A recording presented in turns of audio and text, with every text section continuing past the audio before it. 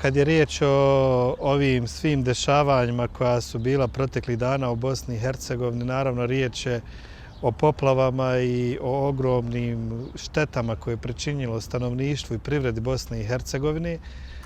Mislim da u zadnje vrijeme pojavljuju se veliki broj humanitarnih akcija koji imaju zaista iskren cilj da pomognu našim ljudima koji su pretrpjeli štetu ovim poplavama.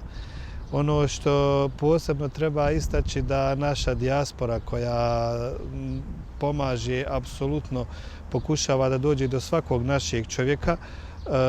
U zadnje vrijeme je bilo poslato niz konvoja iz zapadne Evrope prema Bosni i Hercegovini, znači u prehrambenim namirnicama koje oni kupuju, pretpostavljam, i naravno za to sve dok se transportuje do Bosne plaća se transport.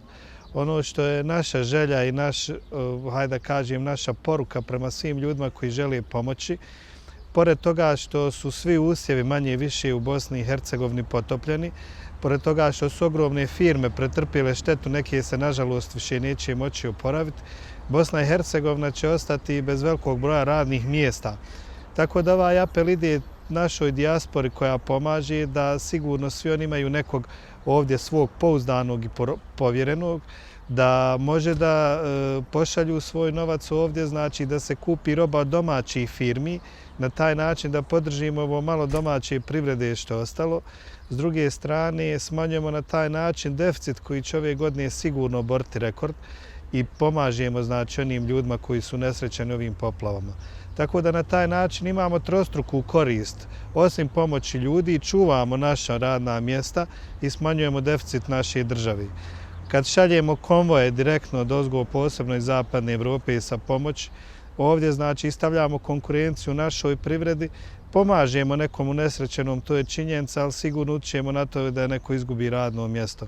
Tako da možemo ovu pomoć iskoristiti u neka 3 pravca ukoliko budemo samo djelovali na način da kupujemo i šaljemo domaće proizvode, jer na taj način, opet navodim, radimo trostruku korist za državu Bosnu i Hercegovinu, njenu privredu i njene građane.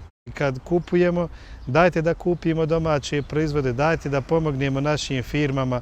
Svjedoci ste i sami, kao i ja, da je u Posavini sve što je bilo posijano uništeno, da je u ovom gore dijelu, znači oko Tuzlanskog kantona, većina naših firmi pretrpjela štetu kao i Brčko distrikt. Neki opet firme, navodim, neće se moći oporaviti. Dajte da ovo firmi što radi, da im pomognemo da opstanu. Dajte da sačuvamo svako radno mjesto, jer vjerujte, u današnje vrijeme sačuvati svako radno mjesto je zlata vrijedno.